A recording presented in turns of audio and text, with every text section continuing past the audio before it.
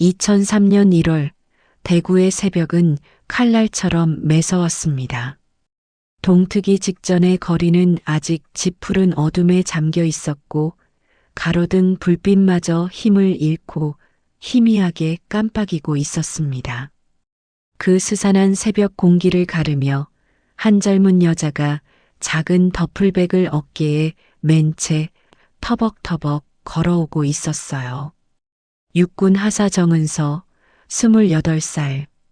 은서는 이틀간의 정기 휴가를 받아 서울에서 대구까지 야간 고속버스를 타고 내려온 참이었습니다. 7시간 넘게 딱딱한 버스 좌석에 앉아 있던 탓에 온몸이 뻣뻣하게 굳어 있었고 눈꺼풀은 천근만근 무거웠어요. 하지만 은서의 발걸음에는 묘한 설렘 같은 것이 섞여 있었습니다. 오랜만에 집에 가는 길이었으니까요. 은서가 군에 입대한 건 순전히 동생 때문이었습니다. 동생 은수는 태어날 때부터 몸이 약했어요. 10살 때 희귀 혈액암 진단을 받았고 그 뒤로 은서의 가족은 끝없는 병원비와의 전쟁을 시작해야 했습니다. 아버지는 은서가 고등학교 2학년 때 교통사고로 세상을 떠났고 어머니 혼자서 식당 일과 청소 일을 병행하며 두 딸을 키웠어요. 은서는 대학 진학을 포기하고 군에 입대했습니다. 여군 부사관은 급여가 안정적이었고 무엇보다 동생의 병원비를 감당할 수 있는 가장 현실적인 선택이었으니까요. 은서에게 휴가란 쉼이 아니라 또 다른 전쟁터로 가는 길이었습니다. 집에 가면 밀린 병원비 고지서가 기다리고 있을 테고 어머니의 깊어진 주름과 동생의 창백한 얼굴을 마주해야 할 거예요. 그래도 은서는 집으로 향하는 이 새벽길이 싫지 않았습니다. 세상에서 가장 소중한 사람들이 기다리는 곳이니까요. 얼어붙은 보도블록 위를 걷던 은서의 귀에 갑자기 날카로운 고함 소리가 파고들었습니다. 야, 이 할아버지가 진짜 미쳤나? 명품 신발에 국물을 쏟아? 소리가 들려온 쪽은 집으로 가는 지름길인 좁은 골목이었어요. 은서의 발걸음이 저도 모르게 느려졌습니다. 새벽 5시 반, 인적 없는 골목에서 들려오는 험악한 고함이라니. 평범한 상황이 아니라는 건 군 생활 5년 차의 본능이 단번에 알아챘어요. 은서는 골목 입구벽에 몸을 바짝 붙이고 조심스럽게 안쪽을 들여다보았습니다. 그곳에서 벌어지고 있던 광경은 은서의 눈을 얼어붙게 만들었어요. 골목 안쪽에 번쩍이는 검은 외제차가 비스듬히 세워져 있었고 그 앞에서 명품 로고가 커다랗게 박힌 패딩을 입은 젊은 사내 둘이 한 노인을 벽으로 거칠게 몰아붙이고 있었습니다. 노인은 허름한 점퍼 차림이었어요. 한쪽 무릎이 찢어진 바지 사이로 앙상한 다리가 드러나 있었고 점퍼 위에는 무슨 국물인지 얼룩이 선명하게 번져 있었습니다. 사내 하나가 노인의 멱살을 움켜잡으며 악을 썼어요. 이 신발이 한정판이야. 한정판. 네 목숨값보다 비싸다고. 노인은 고개를 절레절레 흔들며 뭐라고 변명하려 했지만 또 다른 사내가 노인의 옆구리를 발로 걷어찼습니다. 노인의 입에서 억눌린 신음이 터져 나왔어요. 바닥에 쓰러진 노인의 손에서 비닐봉지가 미끄러져 떨어졌고 그 안에서 김이 모락모락 나는 국밥 용기가 굴러 나왔습니다. 아마 새벽 시장에서 사가지고 오던 길이었나 봐요. 그 국밥이 사내의 신발에 튄 거였죠. 사내는 국밥 용기를 발로 짓밟으며 소리를 질렀습니다. 어디서 거지 같은 냄새 나는 국밥을 들고 다녀? 내 차 옆에서? 노인은 바닥에 엎드린 채 연신 죄송하다는 말을 중얼거렸지만 사내들에게는 그 사과가 들리지 않는 것 같았어요. 아니, 들리더라도 상관없다는 듯이 발길질을 멈추지 않았습니다. 은서의 주먹이 저도 모르게 꽉 쥐어졌습니다. 못 본 척 지나가면 그만이었어요. 이 골목만 빠져나가면 은서의 집까지는 10분 거리. 고개를 돌리고 다른 길로 돌아가면 아무 일 없던 것처럼 새벽은 지나갈 거예요. 하지만 바닥에 쓰러진 노인의 모습이 은서의 발목을 붙잡았습니다. 그 순간 은서의 머릿속에서 아버지의 얼굴이 스쳐 지나갔어요. 아버지가 돌아가시기 전 마지막으로 했던 말이 떠올랐습니다. 은서야, 군인은 약한 사람을 지키라고 있는 거다. 제복이 무거운 건 그 책임 때문이야. 은서는 어깨에 맨 더플백을 바닥에 조용히 내려놓았습니다. 그리고 어둠 속으로 한 발, 또 한 발 걸어 들어갔어요. 그만하시죠. 은서의 목소리가 좁은 골목 안에 낮게 깔렸습니다. 크게 소리를 지른 것도 아니었어요. 오히려 너무 차분해서 섬뜩할 정도로 가라앉은 목소리였죠. 하지만 그 한마디는 새벽의 정적을 칼로 가르듯 또렷하게 골목벽을 타고 퍼져나갔습니다. 노인을 발로 차고 있던 사내의 동작이 멈췄습니다. 두 사내가 동시에 고개를 돌려 소리가 난 쪽을 바라봤어요. 어둠 속에서 걸어 나오는 건 더플백 없이 양손을 허리춤에 가볍게 올린 채 두 눈을 서늘하게 빛내는 젊은 여자 하나였습니다. 사내들의 눈이 은서를 위아래로 훑었어요. 마른 체구, 피로가 짙게 내려앉은 얼굴, 손에는 아무런 무기도 없었죠. 혼자라는 걸 확인하는 데는 1초도 걸리지 않았습니다. 명품 패딩을 입은 사내 하나가 코웃음을 치며 은서 쪽으로 성큼 다가왔어요. 뭐야, 넌? 여기가 네가 낄 때야? 사내가 한 걸음 더 다가서자 은서의 얼굴 코앞까지 들이밀어진 거리가 되었습니다. 새벽 골목에 여자 혼자 덩치 큰 남자들과 마주하고 있는 상황. 보통 사람이라면 공포의 뒷걸음질을 쳤을 거예요. 하지만 은서의 발은 한치도 뒤로 물러나지 않았습니다.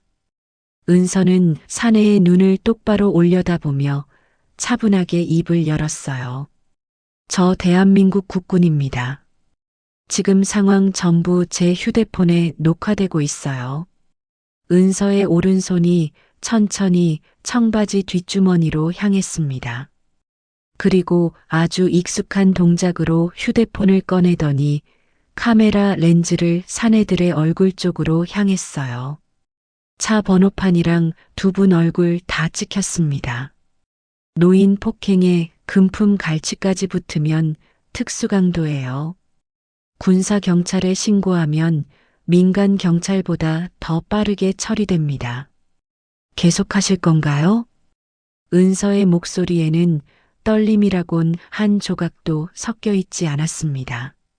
군 생활 5년, 훈련소 조교부터 행정반 근무까지 온갖 상황을 겪으며 단련된 현장의 감각이 온몸에 새겨져 있었어요. 단어 하나하나가 또박또박 단단하게 내뱉어졌습니다. 사내들의 표정이 처음으로 흔들렸어요. 아까까지 기세등등하게 노인 위에 군림하던 그 뻔뻔한 얼굴에 예상 못한 변수를 만난 당혹감이 스쳐 지나갔습니다. 군인이라는 말, 군사경찰이라는 말이 사내들의 머릿속에서 빠르게 계산되고 있었어요. 뭐야 이 여자? 사내 하나가 욕을 내뱉으며 동료와 눈짓을 주고받았습니다. 그리고 마지못해 뒷걸음질을 치기 시작했어요. 아, 재수 없어, 진짜. 야, 가자. 사내들은 투덜거리며 외제차로 향했습니다. 하지만 물러나면서도 비열한 마글은 끝까지 버리지 못했어요. 사내 하나가 바닥에 쓰러진 노인의 점퍼 주머니에서 빠져나온 낡은 지갑을 후다닥 집어들었습니다. 세탁비 명목으로 가져간다. 은서가 한 발 더 나서려는 순간 사내들은 이미 도망치듯 외제차에 올라탔고 요란한 엔진 소리를 내며 골목을 빠져나갔습니다. 빨간 후미등이 시야에서 완전히 사라진 뒤에야 은서는 참아왔던 긴 숨을 내쉬었습니다. 손끝이 미세하게 떨리고 있었어요. 심장은 아직도 가슴팍 안에서 세차게 뛰고 있었고 휴대폰을 쥔 손바닥에는 차가운 땀이 촉촉하게 배어 있었습니다. 사실 무섭지 않았다면 거짓말이었어요. 하지만 은서는 떨리는 손을 주머니 안에 감추며 서둘러 시선을 돌렸습니다.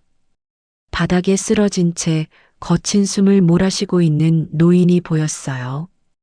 은서는 주저없이 노인에게 다가가 무릎을 꿇고 따뜻한 손을 내밀었습니다. 어르신, 괜찮으세요? 이제 다 끝났어요. 제 손 잡고 일어나세요. 노인이 고개를 들었습니다. 겨울바람에 얼어붙은 볼 위로 눈물 자국이 선명했고 공포에 질려 있던 눈에 이제야 한 줄기 안도가 스며드는 게 보였어요. 은서의 손을 마주잡는 노인의 거친 손이 아직도 잔뜩 떨리고 있었습니다. 이 이야기가 마음에 드신다면 어디서 듣고 계신지 소중한 댓글 남겨주세요. 아직 구독 안 하셨다면 구독과 좋아요 한 번씩 부탁드립니다. 여러분의 관심이 더 좋은 이야기를 만드는 힘이 됩니다. 은서는 노인을 부축해 천천히 일으켜 세웠습니다. 손바닥으로 전해지는 노인의 체온이 너무 미약해서 마치 겨울바람에 흔들리는 마른 나뭇가지를 잡고 있는 것 같았어요. 은서는 노인을 벽 쪽에 조심스럽게 기대어 서게 한 뒤 노인의 상태를 찬찬히 살폈습니다. 점퍼 여기저기에 흙과 국물 자국이 뒤섞여 있었고 옆구리를 감싸 쥔 손 아래에서 통증이 느껴지는지 노인의 얼굴이 연신 일그러지고 있었어요. 어르신, 어디 많이 다치셨어요? 병원 가셔야 할 것 같은데. 은서의 말에 노인은 고개를 절레절레 흔들었습니다. 괜찮아, 괜찮아. 병원 같은 건 안 가도 돼. 늙으면 다 이런 거야. 노인의 목소리에는 체념 같은 것이 짙게 묻어 있었어요. 은서는 더 이상 병원을 권하지 못했습니다. 대신 발치에 흩어진 노인의 물건들부터 챙기기로 했어요. 바닥 여기저기에 노인의 소지품들이 볼품없이 널브러져 있었습니다. 짓밟힌 국밥 용기에서 식어버린 국물이 흘러나와 바닥을 적시고 있었고 조금 떨어진 곳에는 한쪽 다리가 휘어진 낡은 돋보기 안경이 떨어져 있었어요. 은서는 안경을 집어들고 자기 옷소매로 렌즈를 닦았습니다. 그리고 노인에게 건네려다가 문득 깨달았어요. 지갑이 없었습니다. 아까 그 사내들이 도망치면서 집어간 거였어요. 세탁비라는 핑계로 노인의 전 재산을 들고 튄 거죠. 은서의 눈에 분노가 스쳤지만 이미 사내들은 사라진 뒤였습니다. 은서는 애써 표정을 가다듬고 노인에게 물었어요. 어르신, 지갑에 돈이 많이 있었어요? 노인은 쓸쓸하게 웃으며 고개를 저었습니다. 얼마 없었어. 몇만 원. 오늘 시장에서 쓸 돈이었는데.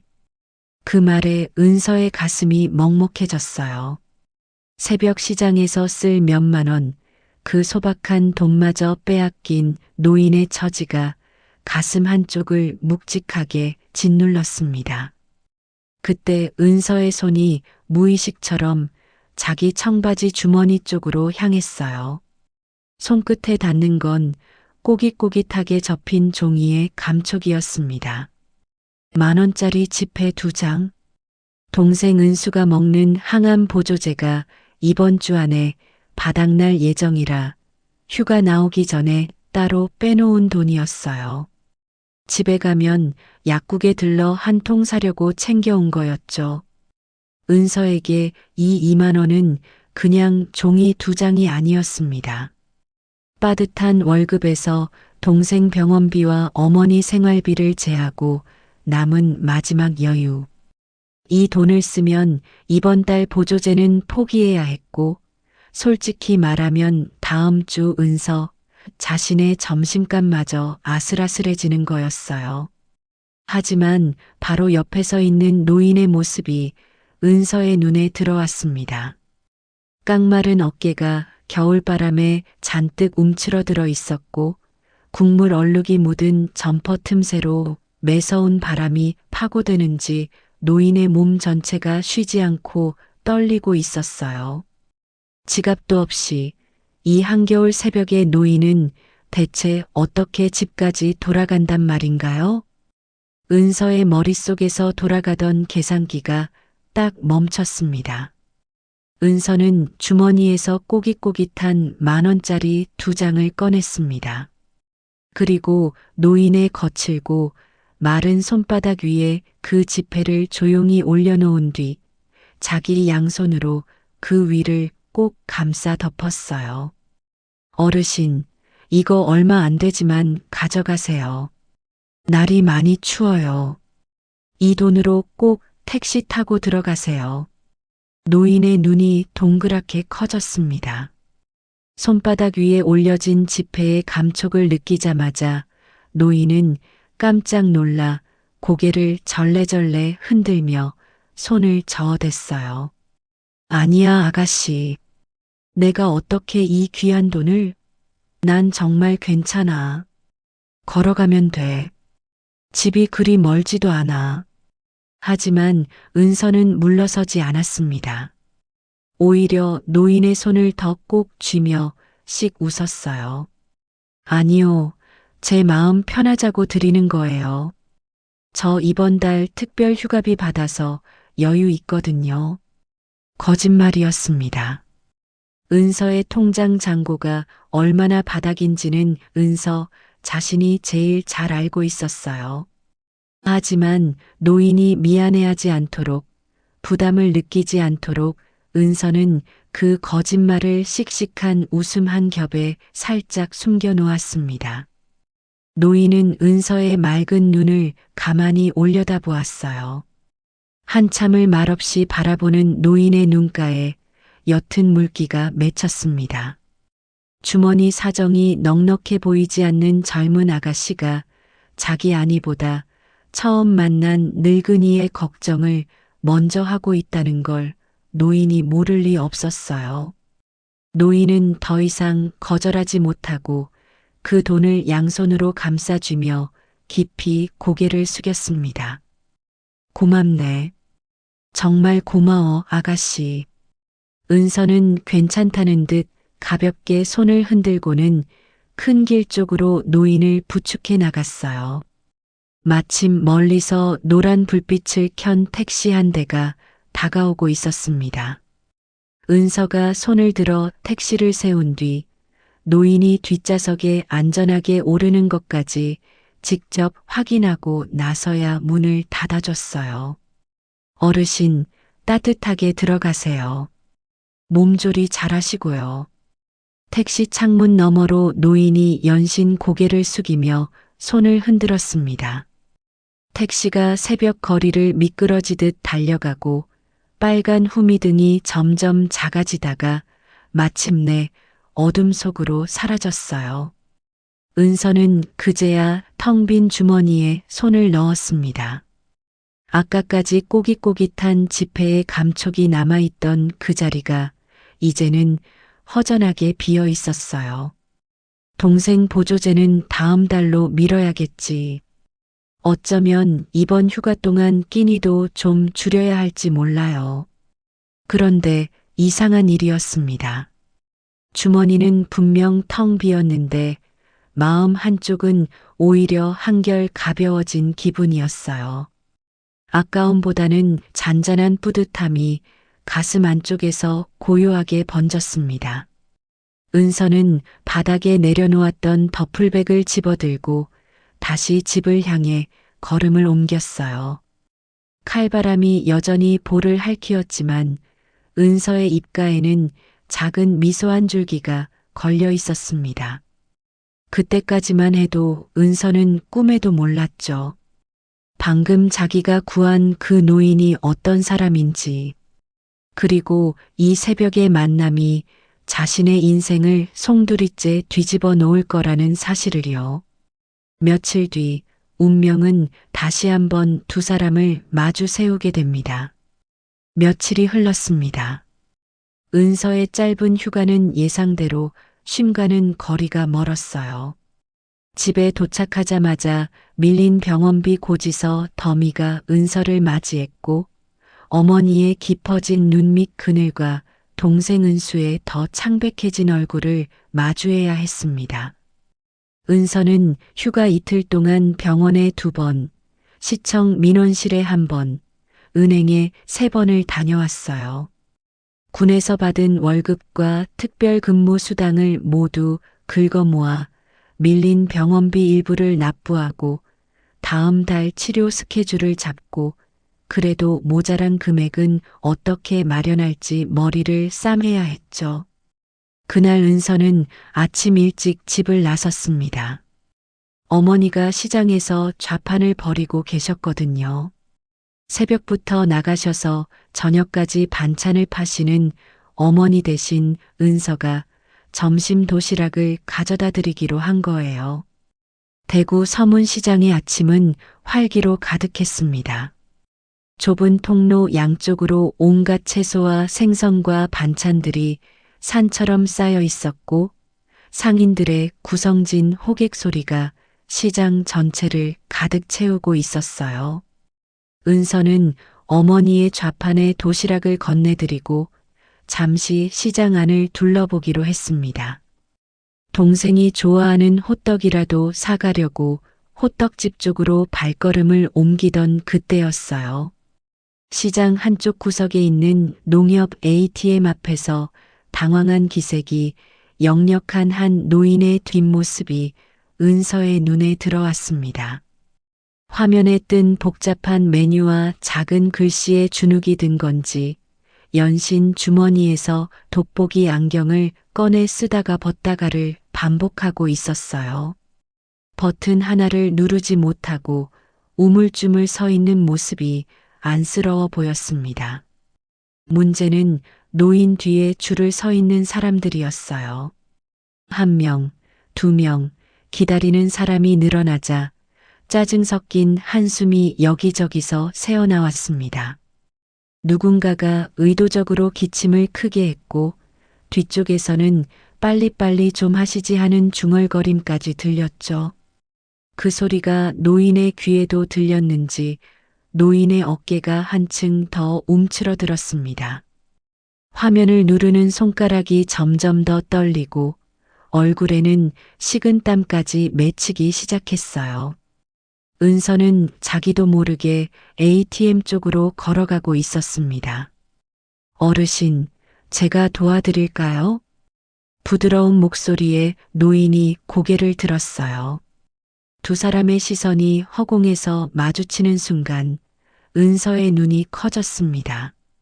낡은 점퍼 대신 깨끗한 겨울 외투를 입고 있었지만 돋보기 안경 너머로 보이는 그 눈빛은 분명했어요. 며칠 전 한겨울 새벽 골목에서 양아치들에게 당하고 있던 바로 그 어르신이었습니다. 어르신? 은서의 반가운 외침에 노인도 눈을 크게 떴어요. 아니, 자네는 그날 그 아가씨 아닌가?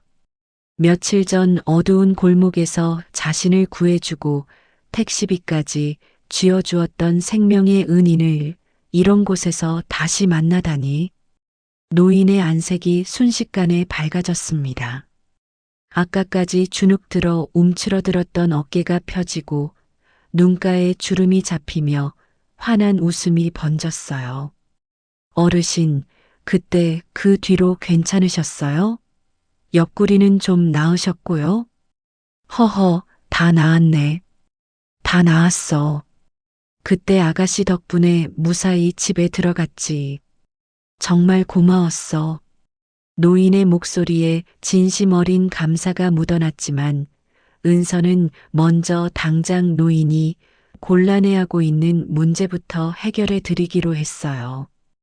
ATM 화면을 살펴보니 번호표 뽑는 메뉴에서부터 어떤 버튼을 눌러야 하는지 몰라 막혀 있는 상태였습니다. 은서는 능숙한 솜씨로 화면을 조작하며 노인의 눈높이에 맞춰 차근차근 설명하기 시작했어요. 어르신, 여기 이 버튼을 누르시면 되고요. 그 다음에 비밀번호 넣는 창이 뜰 텐데 그건 제가 안 볼 테니까 천천히 입력하세요. 은서는 서두르지 않았습니다. 뒤에서 들려오는 독촉의 시선과 짜증 섞인 한숨은 은서가 온몸으로 막아선 채였어요. 노인이 버튼을 누를 때마다 맞아요. 잘하고 계세요라며 다독여줬고 화면이 바뀔 때마다 다음 단계를 미리 알려줬죠. 마치 학교 선생님이 학생을 가르치듯 은서의 목소리는 끝까지 부드럽고 참을성 있었습니다. 업무를 무사히 마친 노인은 안도의 숨을 내쉬며 연신 은서의 손을 잡았어요. 정말 고맙네. 내가 이 기계만 보면 눈앞이 캄캄해서 자식들한테도 차마 매번 부탁을 못하겠고 혼자 해보려니 쩔쩔매게 되는 거라. 노인의 목소리에 쓸쓸함이 살짝 묻어났지만 이내 노인은 표정을 밝히며 은서의 두 손을 꼭 잡았습니다. 오늘은 정말 밥이라도 함께 대접하고 싶네. 제발 거절하지 말아주게. 그날도 택시비만 받고 이름도 안 알려주고 가버려서 내가 얼마나 마음에 걸렸는지 몰라. 노인의 눈에 간절함이 가득했어요. 은서는 잠깐 망설였습니다. 사실 어머니 좌판에 다시 들러야 했고 식사 대접을 받을 만큼 대단한 일을 한 것도 아니라고 생각했거든요. 하지만 노인의 그 간절한 눈빛을 차마 외면할 수가 없었어요. 그럼 정말 간단한 것만요. 은서가 수락하자 노인의 얼굴이 환하게 피어났습니다. 노인은 시장 안쪽에 있는 깔끔한 한정식 집을 가리키며 그쪽으로 발걸음을 옮기려 했어요. 하지만 은서는 노인의 소박한 외투와 낡은 구두를 다시 한번 살폈습니다. 그날 새벽 골목에서 봤던 텅 빈 지갑이 떠올랐어요. 괜히 비싼 데 가자고 하시면 어르신 주머니 사정만 더 힘들어지겠지. 은서는 장난기 어린 웃음을 지으며 시장 안쪽에 보이는 허름한 국밥집을 손가락으로 가리켰어요. 어르신, 저 사실 아침부터 뜨끈한 국밥이 너무 먹고 싶었거든요. 저기서 같이 드셔주실래요? 제가 제일 좋아하는 집이에요. 은서의 말에 노인은 잠깐 어리둥절한 표정을 지었지만 이내 은서의 속마음을 읽은 듯 조용히 미소를 지었습니다.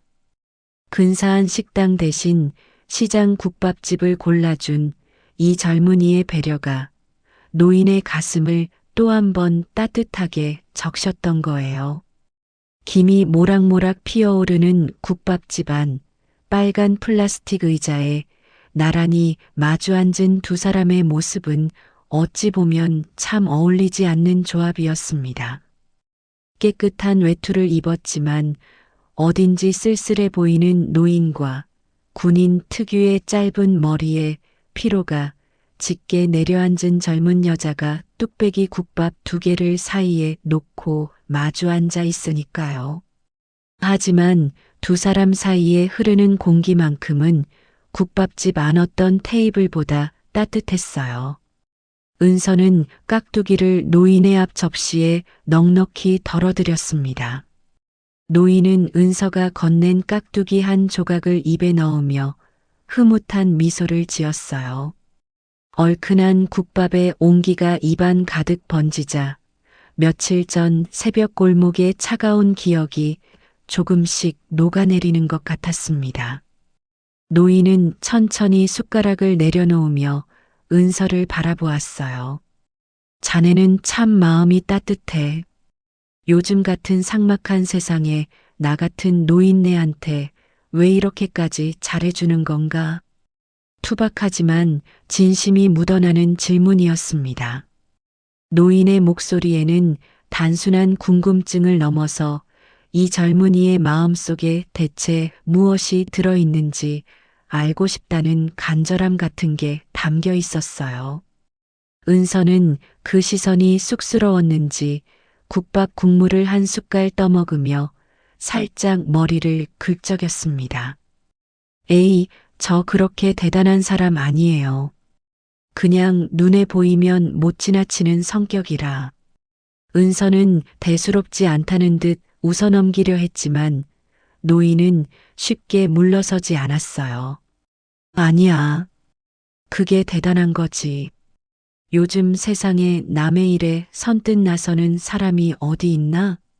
그것도 자기 몸도 힘든 새벽에 위험한 줄 알면서도 말이야. 보통 사람은 못해. 그건 노인의 단호한 말에 은서의 눈시울이 살짝 붉어졌습니다. 사실 은서가 군 생활을 하면서 들은 말은 대부분 이런 것들이었거든요. 왜 이렇게 늦게 왔냐? 이것밖에 못하냐? 여자가 무슨 군인이냐?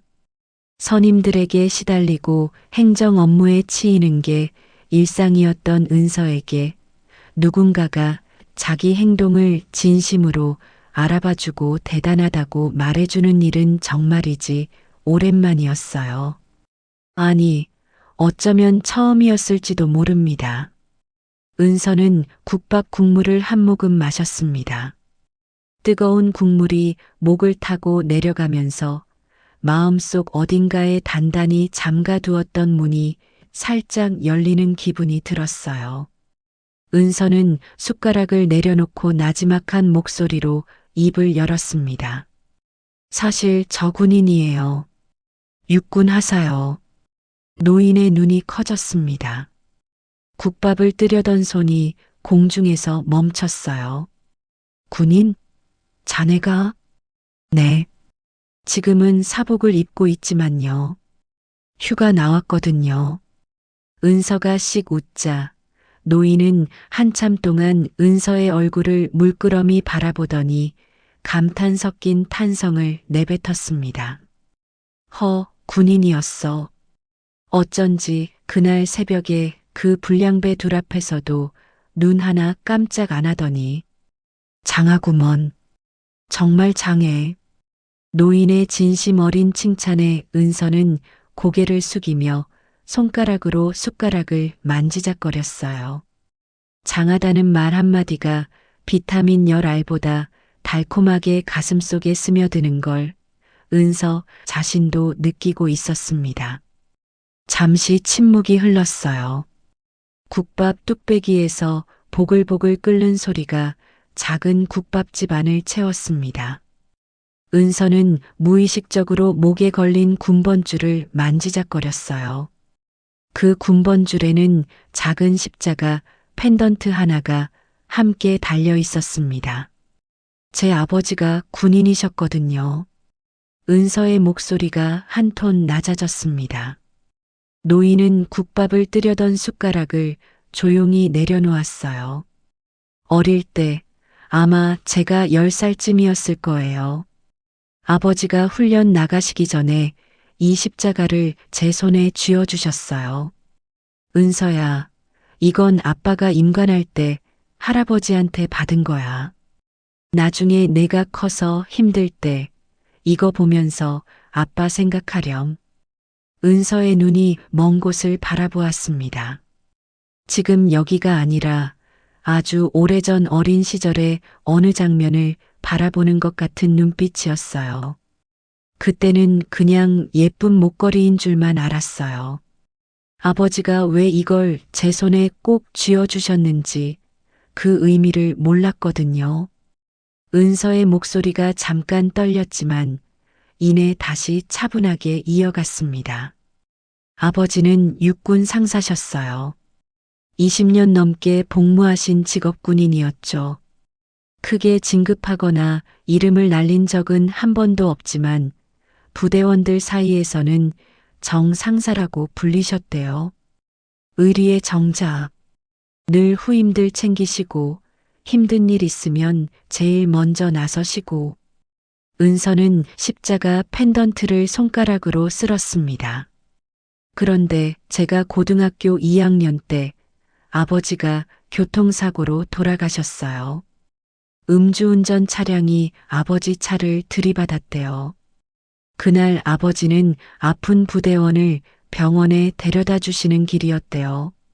노인은 아무 말 없이 은서의 이야기를 듣고 있었습니다. 국밥집 안에서 떠들던 다른 손님들의 소리마저 멀어진 것처럼 두 사람 사이에는 고요하고 깊은 공기가 흐르고 있었어요. 아버지가 돌아가시고 나서 유품 정리하다가 아버지 일기장을 발견했어요. 거기 첫 페이지에 이런 말이 적혀 있었어요. 군인은 총을 들기 전에 먼저 마음을 들어야 한다. 지키고 싶은 마음, 그게 진짜 무기다. 은서의 눈가에 옅은 물기가 맺혔지만 입가에는 미소가 걸려 있었습니다.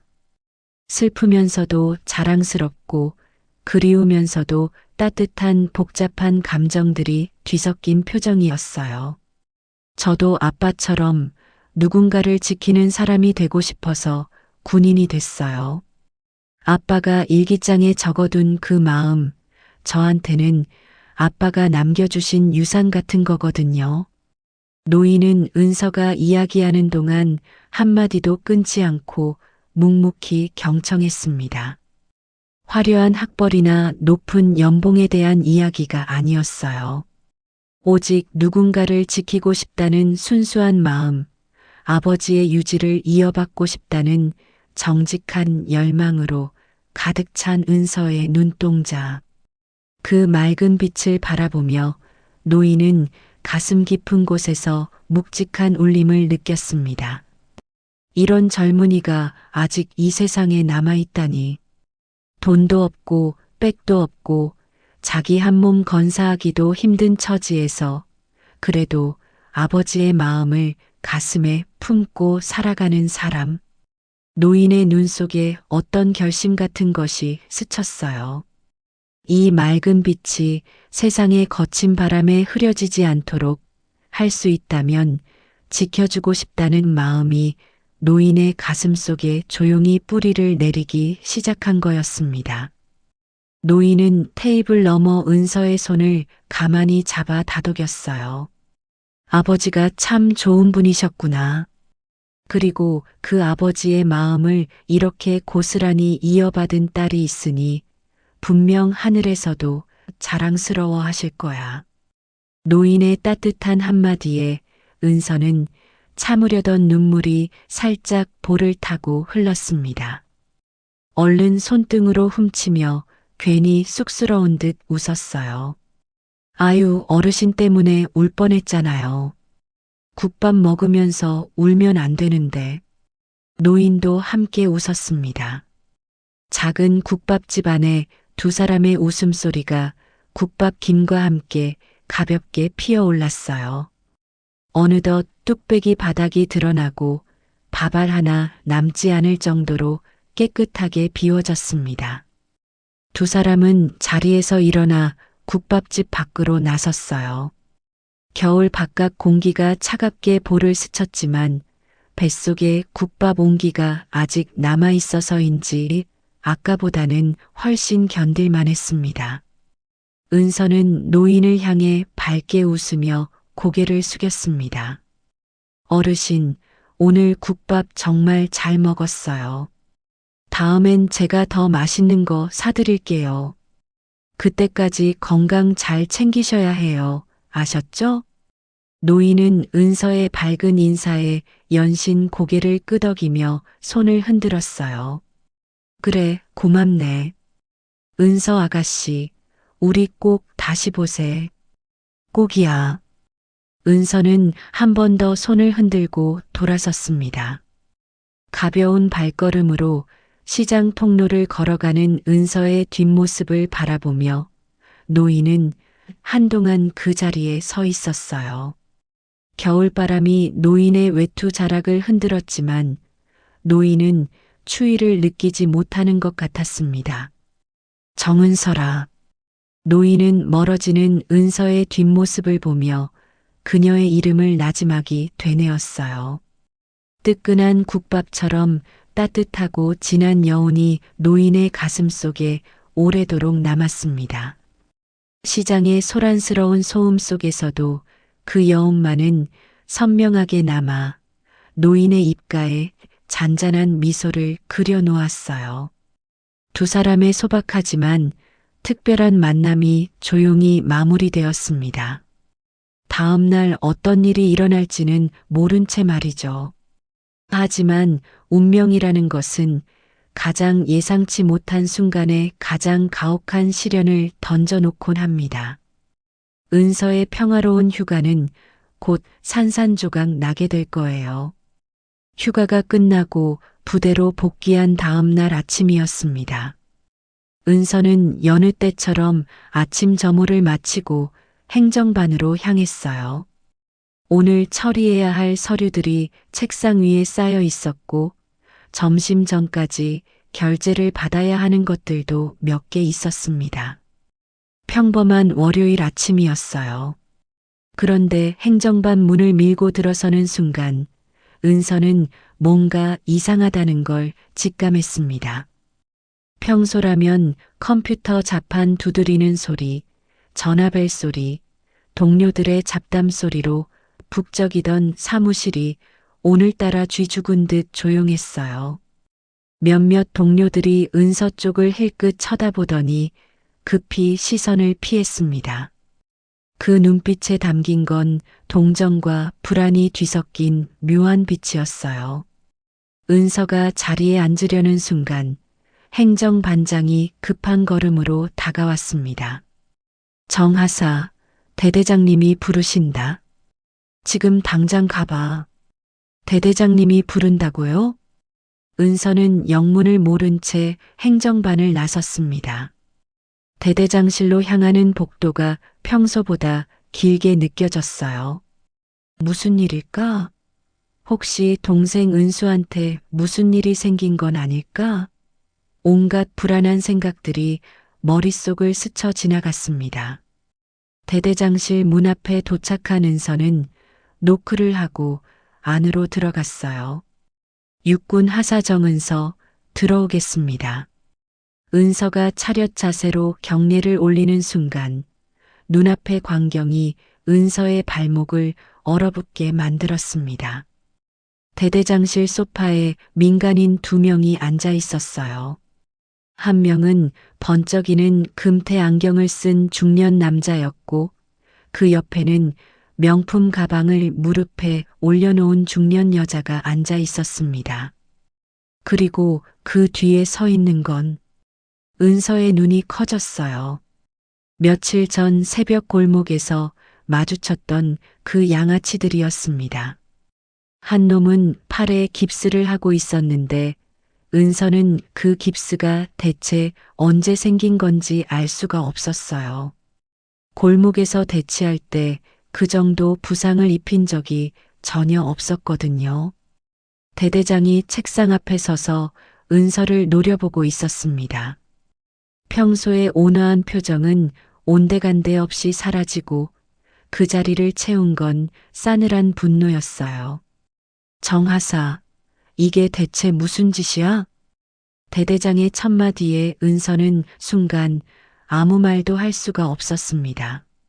무슨 상황인지, 왜 이 사람들이 여기 있는지, 대대장님은 왜 이렇게 화가 나 계신지, 머릿속이 하얗게 비어버렸어요. 그때 금태 안경을 쓴 중년 남자가 소파에서 일어나며 은서를 손가락으로 가리켰습니다. 이 여자가 그날 우리 아들을 폭행한 범인입니다. 군인 신분을 숨기고 접근해서 과잉 대응까지 했어요. 이것 때문에 내 아들 팔이 이 지경이 됐습니다. 은서의 눈이 더 크게 떠졌습니다. 과잉 대응이라니요? 그날 새벽 골목에서 은서는 양아치들에게 손가락 하나 대지 않았어요. 휴대폰으로 녹화를 하고 법적 경고를 했을 뿐 어떤 물리적 접촉도 없었습니다. 저 깁스가 어디서 온 건지 은서로서는 도저히 이해할 수 없었어요. 분명 조작된 거였습니다. 은서는 차분하게 상황을 설명하려 했어요. 대대장님, 그날 상황은 제가 녹화한 영상이 있습니다. 제가 과잉 대응을 한 사실은 전혀 없고 오히려 이분들이 무고한 어르신을. 하지만 은서의 말이 채 끝나기도 전에 대대장이 책상을 내리쳤습니다. 닥쳐. 은서의 어깨가 움츠러들었어요. 지금 내가 무슨 짓을 한 건지 알기나 해? 이분이 누군지 알아?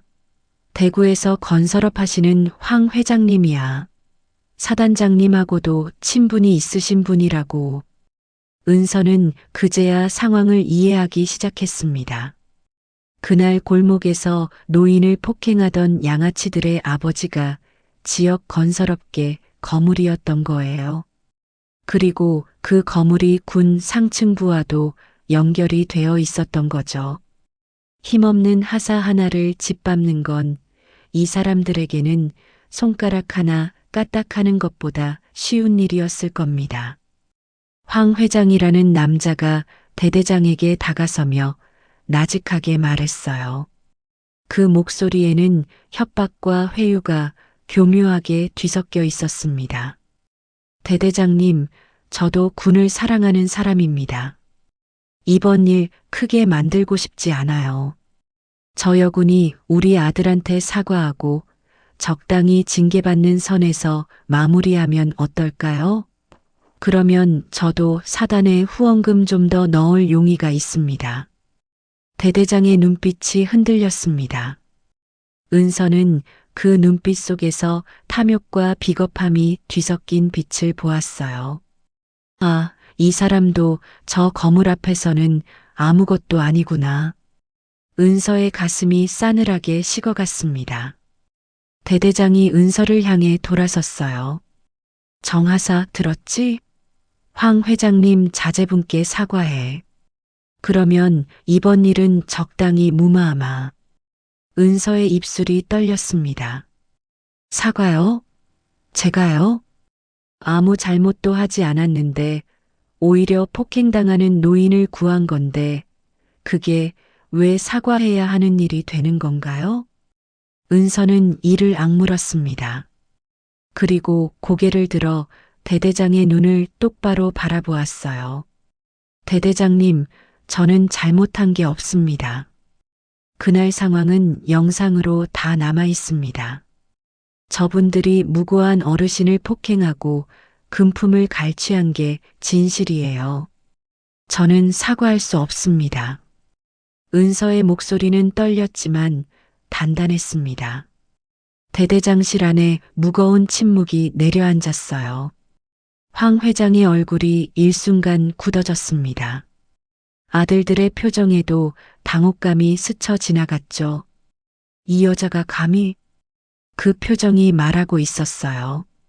황 회장이 피식 웃으며 대대장에게 말했습니다. 대대장님, 보시다시피 이 여군은 반성의 기미가 없군요. 이렇게 되면 저도 할 수 없습니다. 사단장님께 직접 말씀드려야겠어요.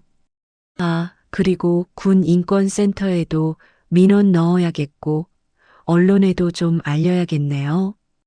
휴가 나온 여군이 민간인 폭행 이런 제목이면 꽤 자극적이지 않을까요? 그 말에 대대장의 얼굴이 새파랗게 질렸습니다. 사단장, 언론, 민원. 그 단어들이 대대장의 머릿속에서 빠르게 돌아갔어요. 자신의 보직과 진급이 위태로워질 수 있다는 계산이 이루어지고 있었습니다. 대대장이 은서를 향해 악을 썼어요. 청하사, 마지막으로 묻는다. 사과할 거야, 안 할 거야? 은서는 주먹을 꽉 쥐었습니다. 손톱이 손바닥에 파고들었지만 물러설 수 없었어요. 여기서 물러서면 아버지가 남겨주신 그 마음을, 그 정이라는 두 글자를 스스로 짓밟는 거였으니까요. 사과할 수 없습니다. 은서의 대답에 대대장의 얼굴이 분노로 일그러졌습니다. 좋아. 그럼 각오해. 영창 감금은 기본이고 불명예 전역까지 갈 수 있어. 내가 할 수 있는 모든 징계를 다 때릴 거니까 그렇게 하라. 은서의 눈앞이 캄캄해졌어요. 영창, 불명예 전역. 그 단어들이 가슴을 때렸습니다. 불명예 전역을 당하면 은서에게는 아무것도 남지 않아요. 동생 은수의 병원비를 댈 방법도, 어머니를 도울 방법도 전부 사라지는 거예요. 하지만 은서는 고개를 숙이지 않았습니다. 떨리는 다리를 붙잡고 차렷 자세를 유지한 채 대대장의 고함을 온몸으로 견뎠어요. 황 회장 일가가 자리에서 일어나며 비열하게 웃었습니다. 대대장님, 처리 잘 부탁드립니다. 결과 기대하고 있겠습니다. 그 말을 남기고 황 회장 일가가 대대장실을 나갔어요. 문이 닫히는 소리가 은서의 귀에 총소리처럼 울렸습니다. 대대장이 책상 서랍에서 서류 한 장을 꺼내 은서 앞에 내밀었어요. 3일 안에 사과하면 영창으로 끝내주마. 안 그러면 불명예 전역이다. 선택해. 은서는 그 서류를 받아들지 않았습니다. 나갑니다. 은서는 경례를 올리고 대대장실을 나왔어요. 복도에 발을 내딛는 순간 다리에서 힘이 빠졌습니다. 벽에 등을 기대고 간신히 몸을 지탱했어요.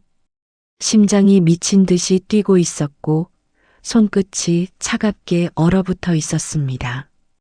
은서는 떨리는 손으로 휴대폰을 꺼냈어요. 화면에 뜬 건 남자친구 준혁의 이름이었습니다. 준혁은 대구에서 작은 회사에 다니는 평범한 회사원이었어요.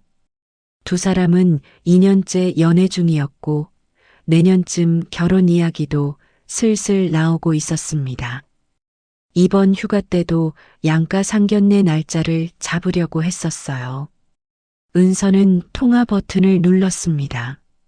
신호가 2번 울리자 준혁의 다정한 목소리가 들려왔어요. 은서야, 왜? 무슨 일이야? 그 목소리를 듣는 순간 은서는 터져 나올 것 같은 울음을 간신히 삼키며 짧게 내뱉었어요. 준혁 씨, 이번 주 상견례. 나 못 갈 것 같아. 미안해. 뭐? 갑자기 무슨 소리야? 은서야, 무슨 일 있어? 은서야. 준혁의 다급한 목소리가 수화기를 타고 쏟아졌지만 은서는 더 이상 말을 이을 수가 없었습니다. 한마디라도 더 하면 울음이 터질 것 같았어요. 은서는 통화 종료 버튼을 눌렀습니다. 그 뒤로 준혁에게서 전화가 3번, 4번 울렸지만 은서는 한 번도 받지 않았어요. 받으면 마음이 흔들릴 테니까요. 은서는 휴대폰을 무음으로 바꾸고 주머니 깊숙이 밀어 넣었습니다. 그리고 텅 빈 복도에 서서 하염없이 천장을 올려다보았어요. 형광등 불빛이 차갑게 내려앉고 있었습니다. 아버지의 십자가 펜던트가 군복 안쪽에서 가슴을 짓누르고 있었어요. 아빠, 나 어떡해? 은서는 소리 없이 물었습니다. 대답은 없었어요.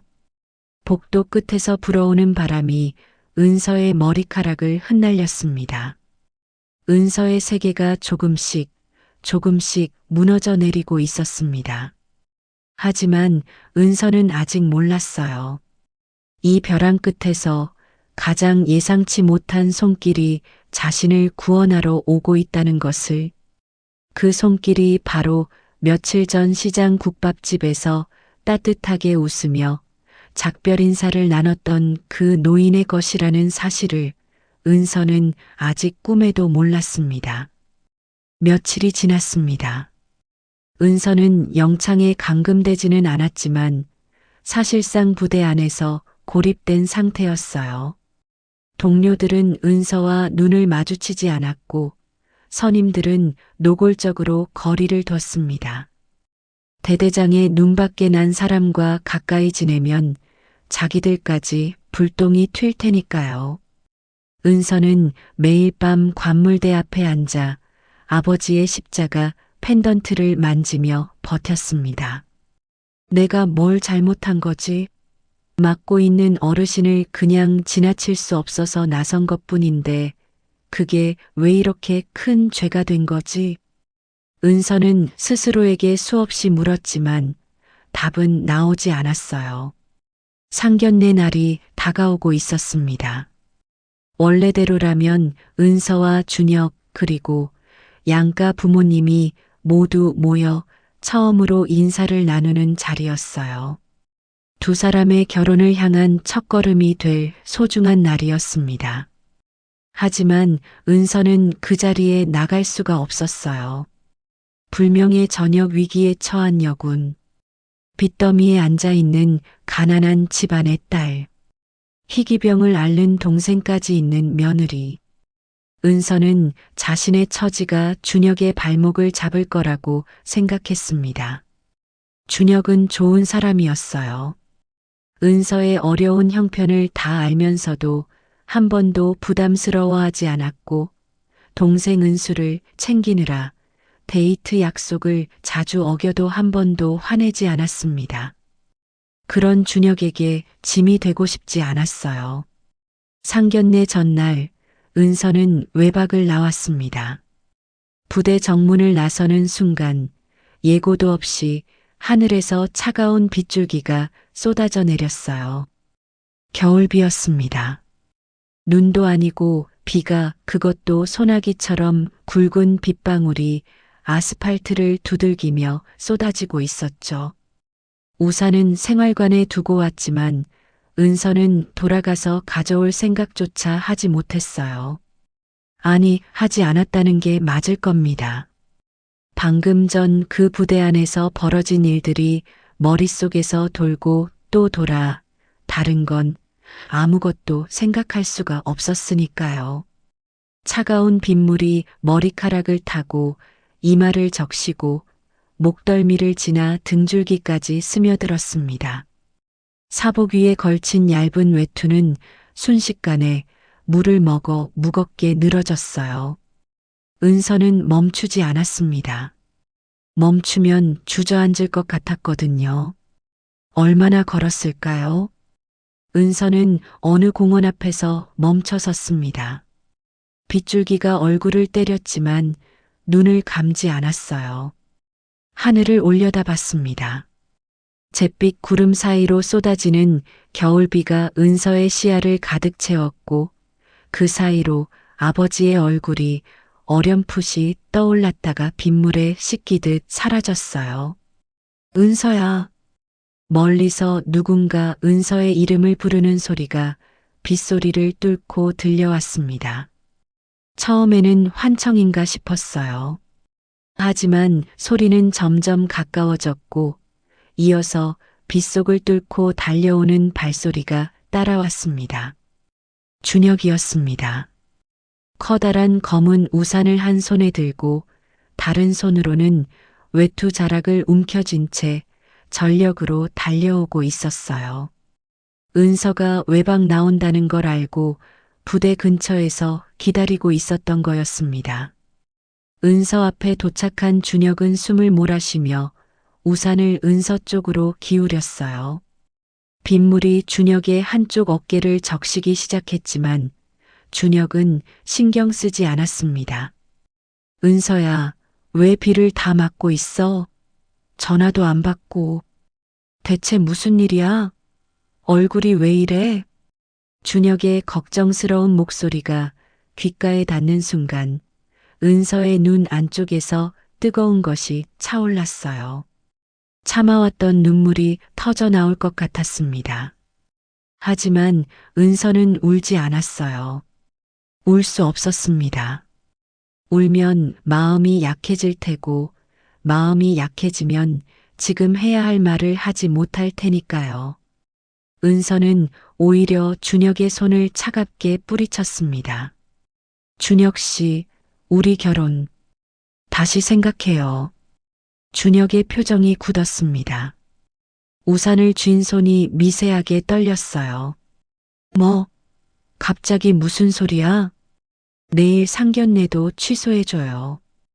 은서의 목소리는 단호했지만 그 단호함 뒤에 숨겨진 떨림을 준혁은 놓치지 않았어요. 은서는 준혁의 얼굴을 차마 바라보지 못한 채 시선을 바닥에 고정했습니다.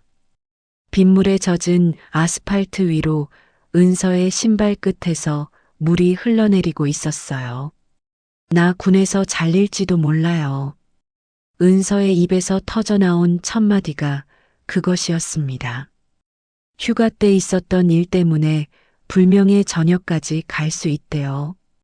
제가 잘못한 것도 아닌데 억울한 일을 당해도 힘이 없으니까 그냥 당하고 있어야 하는 게 내 처지예요. 은서는 주먹을 꽉 쥐며 말을 이어갔어요.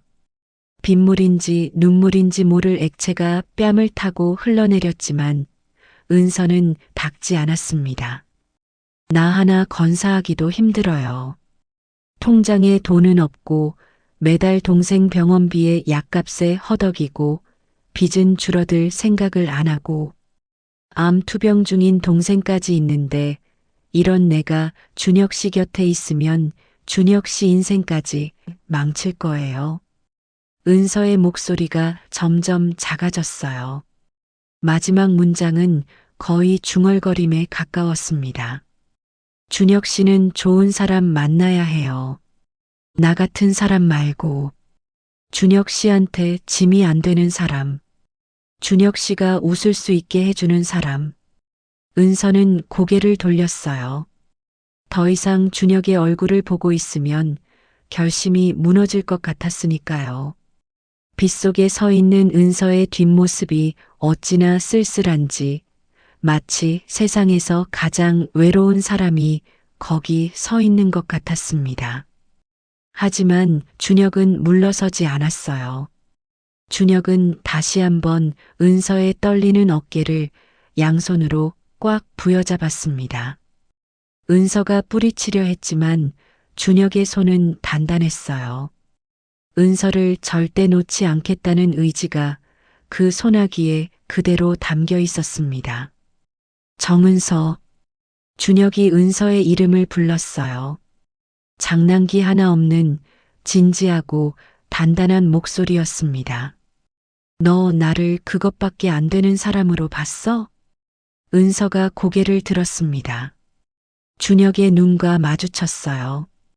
빗물에 젖은 준혁의 얼굴 위로 흔들림 없는 눈빛이 은서를 똑바로 바라보고 있었습니다. 그 눈에는 실망도 분노도 없었어요. 오직 은서를 향한 깊고 단단한 마음만이 가득 차 있었습니다. 내가 한 일 절대 잘못된 거 아니야. 내가 알아. 너라면 옳은 일을 했을 거야. 난 널 믿어. 그게 바로 내가 사랑하는 정은서야. 준혁의 목소리가 빗소리를 뚫고 또렷하게 울렸어요. 돈이 없으면 같이 벌면 돼. 동생이 아프면 같이 돌보면 돼. 그게 부부지. 뭐가 부부야? 좋을 때만 옆에 있는 게 사랑이야? 힘들 때 옆에 있는 게 사랑이지. 은서의 눈에서 눈물이 쏟아졌습니다. 이번에는 참을 수가 없었어요. 빗물과 뒤섞인 눈물이 턱을 타고 줄줄 흘러내렸지만 은서는 더 이상 고개를 돌리지 않았습니다. 그리고 우리 아버지, 사람 보는 눈 하나는 정확하신 분이야. 내 진심을 알면 오히려 나보다 더 너를 예뻐하실 거야. 나 장담해. 준혁은 은서의 젖은 머리카락을 손으로 쓸어 올려주며 말했어요. 일단 내일 상견례 가자. 가서 다 말하자. 도망가지 말고. 방법이 있을 거야. 아니, 내가 방법을 만들 거야. 알았지? 준혁의 흔들림 없는 눈빛에 은서의 마음이 흔들렸습니다. 하지만 현실의 벽은 여전히 높았어요. 불명의 저녁 위기에 처한 여군, 빚에 쪼들리는 가정, 희귀 혈액암을 앓는 동생. 이 모든 무게를 안고 상견례 자리에 나가는 게 과연 옳은 일인지 은서는 아직 확신이 서지 않았습니다. 그래도 준혁의 손은 따뜻했어요. 빗물에 젖어 차가워진 은서의 어깨를 감싸고 있는 그 손에서 체온 이상의 온기가 전해져 왔습니다. 결국 은서는 고개를 끄덕였어요. 아주 작게, 거의 알아차릴 수 없을 정도로. 준혁은 그 작은 고갯짓 하나에 안도의 숨을 내쉬며 은서의 어깨 위로 우산을 더 깊이 기울였습니다. 두 사람은 빗속을 나란히 걸었어요. 준혁의 우산 아래에서도 은서의 마음은 여전히 폭풍우가 쏟아지고 있었지만 적어도 물리적으로는 더 이상 비에 젖지 않았습니다.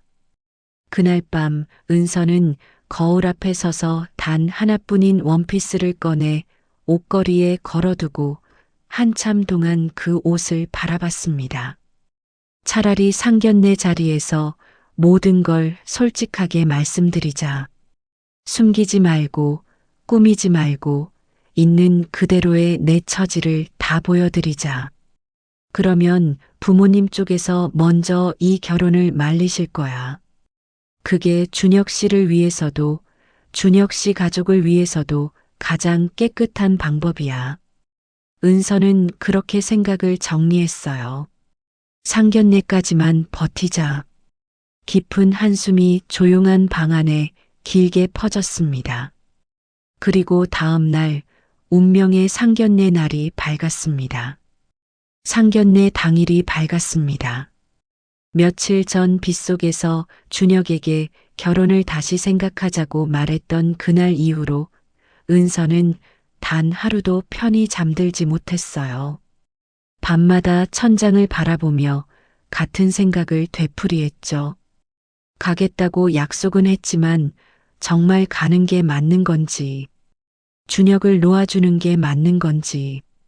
결론은 매번 같았어요. 오늘 다 말씀드리고 물러나자. 그 결심을 가슴에 꾹꾹 눌러 담고서 은서는 집을 나섰습니다. 하지만 다잡았던 마음이 무색하게 상견례 장소인 고급 한정식집 앞에 발을 들이는 순간 은서는 숨이 턱 막혔습니다. 고풍스러운 한옥 기와 지붕, 단아하게 정돈된 정원, 입구에 서 있는 직원들의 정중한 인사. 이런 곳에 자기가 서 있다는 것 자체가 어울리지 않는 일처럼 느껴졌거든요.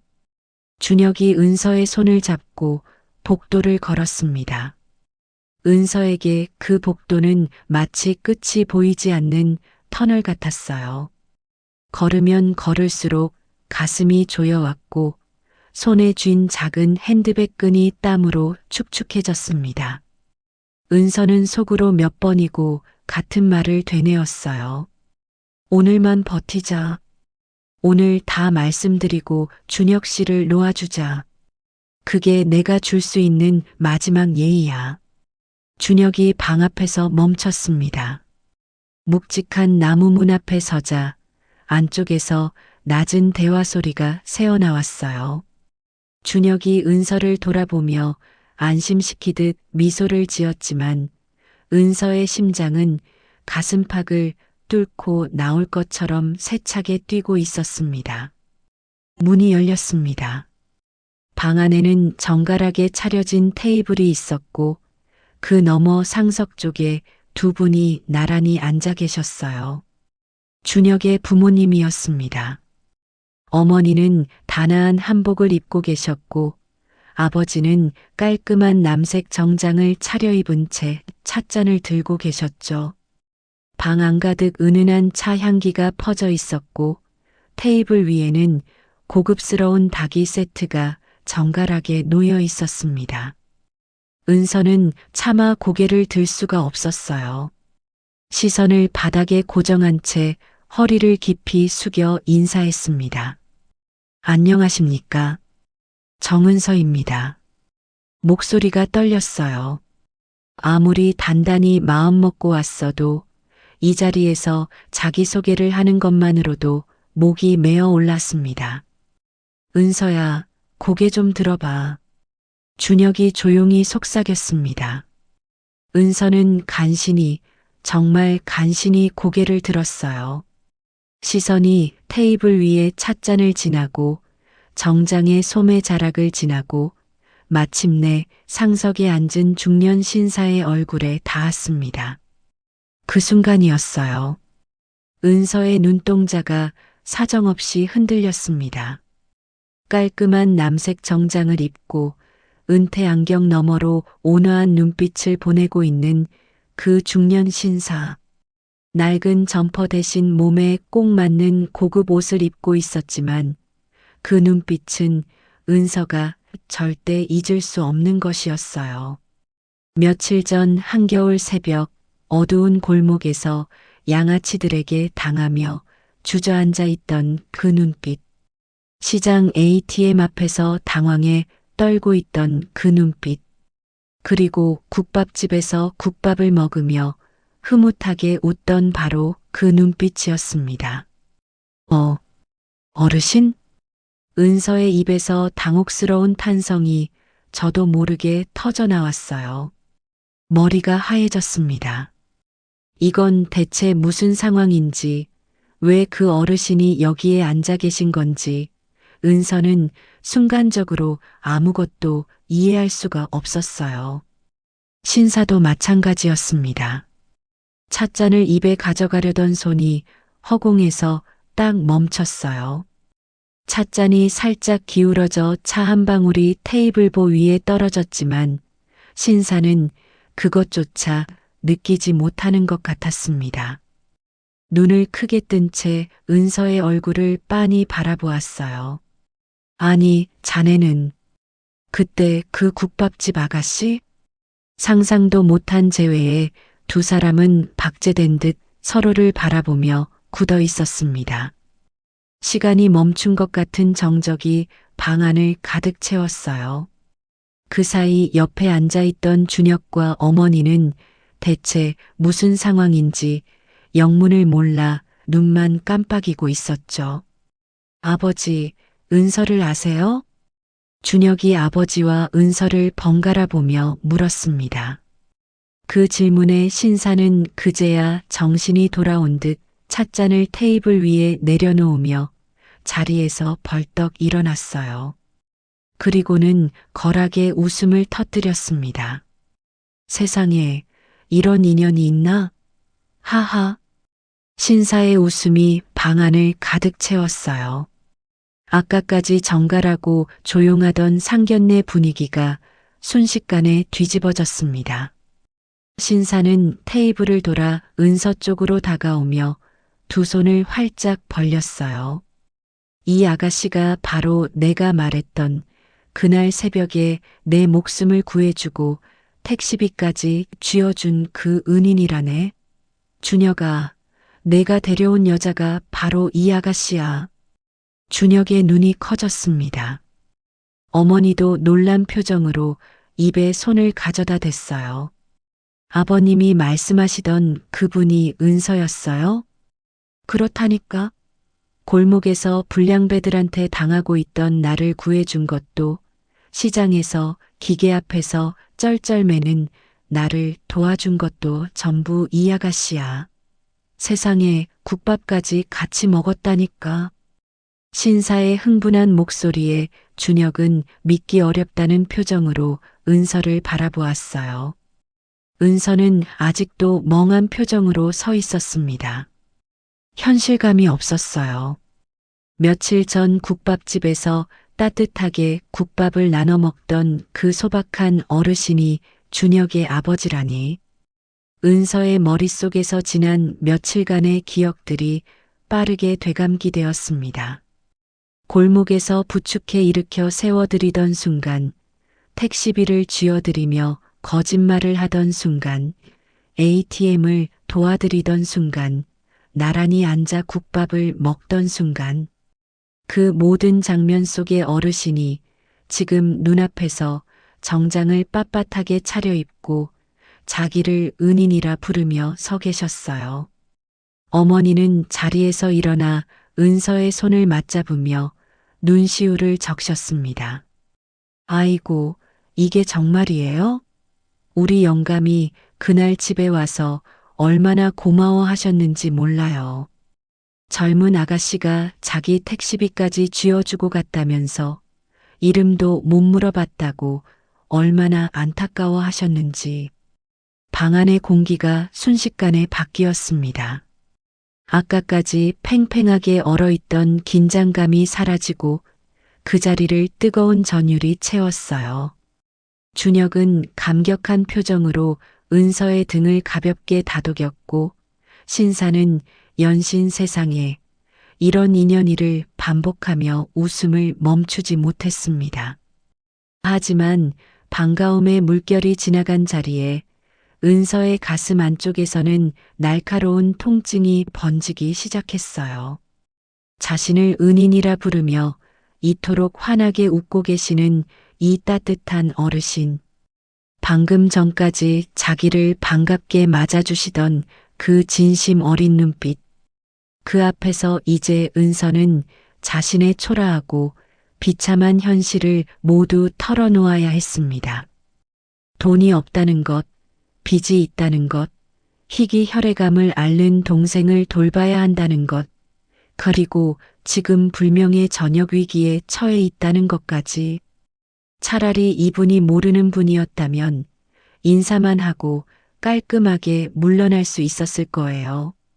하지만 골목에서 자신의 손을 잡아주었던 바로 그 은인이 국밥을 먹으며 장하다고 칭찬해 주셨던 바로 그 어르신이 예비 시아버지라니. 이 기적 같은 인연 앞에서 도망치는 것이 은혜를 베풀어 주신 분의 얼굴에 먹칠을 하는 것 같아서 은서는 한 발짝도 움직일 수가 없었어요. 은서는 꽉 담은 입술 사이로 떨리는 숨을 내쉬었습니다. 손에 쥔 핸드백 끈이 땀에 젖어 미끄러웠고 무릎은 후들거리고 있었어요. 기적 같은 반가움 뒤로 은서가 감당해야 할 진실의 무게가 한층 더 무겁게 드리워지고 있었습니다. 기적 같은 반가움이 방 안을 채운 지 몇 분이나 지났을까요? 신사가 연신 세상에 이런 인연이를 반복하며 감격하고 어머니가 은서의 손을 맞잡으며 눈시울을 적시는 동안에도 은서의 마음 한쪽에서는 차가운 바늘이 쉴 새 없이 찔러대고 있었습니다. 은서는 떨리는 다리를 붙잡고 자리에서 천천히 일어섰습니다. 방 안의 분위기가 달라졌어요. 아까까지 환하게 웃고 계시던 신사와 어머니의 표정에 의아함이 스쳤습니다. 준혁도 은서의 변화를 눈치챘는지 걱정스러운 눈으로 바라보았죠. 은서는 두 주먹을 꽉 쥔 채 떨리는 목소리로 입을 열었습니다. 아버님, 어머님 죄송합니다. 은서의 첫마디에 방 안이 조용해졌어요. 아까까지 웃음으로 가득하던 공기가 순식간에 가라앉았습니다. 저 사실 정말 가난합니다. 그 한마디를 내뱉는데 은서의 온 힘이 필요했어요. 목구멍이 타들어가는 것 같았고 혀가 입천장에 붙어 떨어지질 않았습니다. 하지만 은서는 멈추지 않았어요. 여기서 멈추면 영영 말하지 못할 것 같았으니까요. 돌봐야 할 아픈 남동생이 있어요. 희귀 혈액암을 앓고 있어서 매달 병원비랑 약값이 나가는데 솔직히 감당하기가 너무 벅찹니다. 은서의 시선이 바닥을 향했습니다. 테이블 위에 고급스러운 닭이 세트와 정갈하게 놓인 냅킨이 눈에 들어왔지만 은서에게 그것들은 자신과는 너무나 먼 세계의 물건들처럼 느껴졌어요. 그리고 지금 군에서 쫓겨날 위기에 처해 있어요. 은서의 목소리가 더 떨렸습니다. 그날 새벽에 아버님을 도와드린 일이 오히려 제가 과잉 대응을 했다고 거짓 신고를 당했거든요. 그 사람들 아버지가 지역에서 힘 있는 분이라 대대장님까지 저한테 사과하라고. 안 그러면 불명예 전역시키겠다고 하셨어요. 은서의 손끝이 새하얘질 정도로 주먹을 쥐고 있었지만 떨리는 건 멈출 수가 없었어요. 불명예 전역을 당하면 저한테는 아무것도 남지 않습니다. 은서는 고개를 깊이 숙였습니다. 이런 제가 감히 이 자리에 있어도 되는 건지 모르겠습니다. 준혁 씨한테는 저보다 훨씬 좋은 사람이 있을 거예요. 준혁 씨 인생에 짐이 되고 싶지 않아서 그래서 오늘 이 자리에서 솔직하게 말씀드리려고 왔습니다. 더 이상 말을 이을 수가 없었어요. 목이 메어 다음 단어가 나오지 않았고 눈 안쪽에서 뜨거운 것이 치밀어 올라왔지만 이 자리에서 울면 안 된다고 울어서는 안 된다고 은서는 입술을 안 물었어요.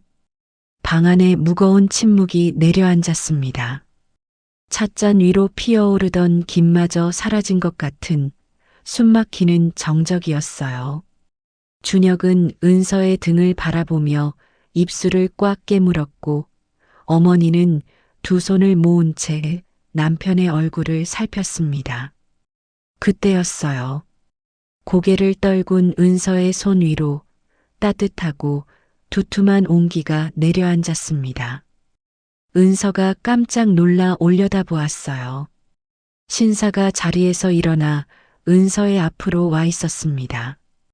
그리고 은서의 거칠고 작은 손을 자신의 크고 따뜻한 두 손으로 꽉 맞잡고 있었어요. 며칠 전 골목에서 은서가 노인의 손바닥 위에 10,000원짜리 지폐를 올려놓고 감싸 덮었던 것처럼 지금은 신사가 은서의 손을 그렇게 감싸주고 있었습니다. 그게 무슨 소리냐? 신사의 목소리는 낮았지만 단단했어요. 떨림 하나 없는 흔들리지 않는 목소리였습니다. 내가 그날 밤 보여준 그 귀한 마음, 그게 우리 집에 오는 건 축복이란다. 은서가 고개를 들었어요. 신사의 눈과 마주쳤습니다.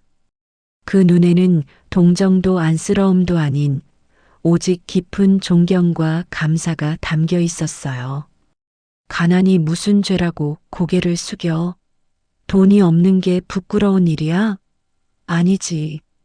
부끄러운 건 돈 앞에서 양심을 파는 거고 힘 앞에서 고개를 숙이는 거야.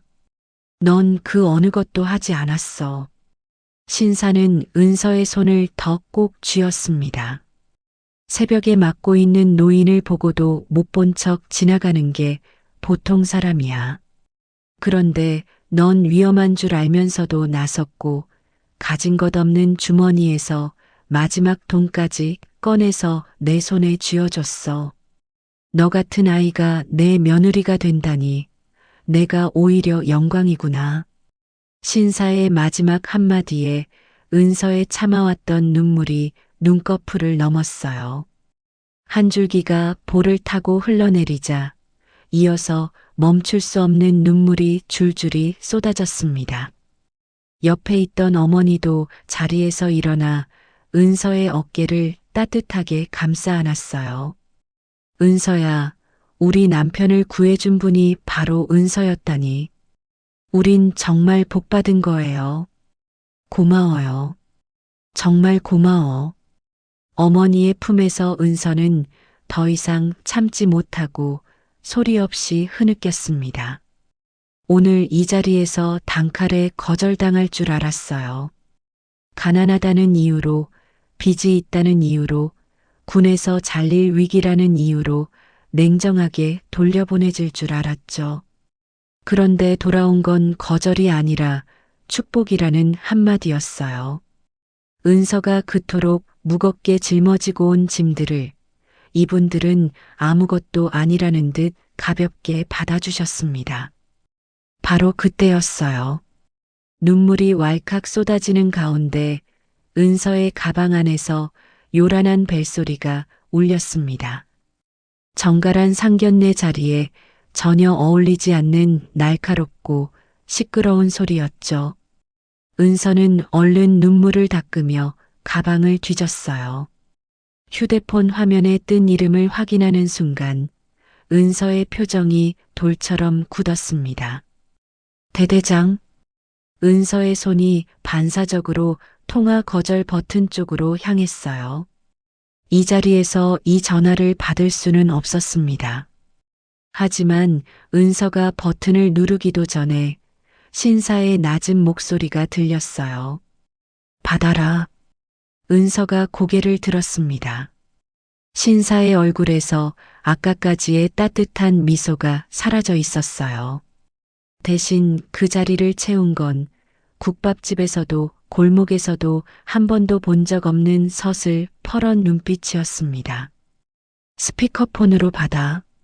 신사의 목소리는 조용했지만 그 안에 담긴 무게감은 방 안의 공기를 통째로 눌러버릴 것 같았어요. 은서는 영문을 모른 채 떨리는 손으로 통화 버튼을 누르고 스피커폰을 켰습니다. 전화가 연결되자마자 대대장의 고함이 방 안을 가득 채웠습니다. 정은서, 너 아직도 정신 못 차렸어? 그 목소리에 은서의 어깨가 움츠러들었어요. 준혁의 얼굴이 일순간 굳어졌고 어머니는 놀란 표정으로 휴대폰을 바라보았습니다. 당장 기어와서 황 회장님 앞에 무릎 꿇어. 내가 오늘 안에 해결하라고 했지?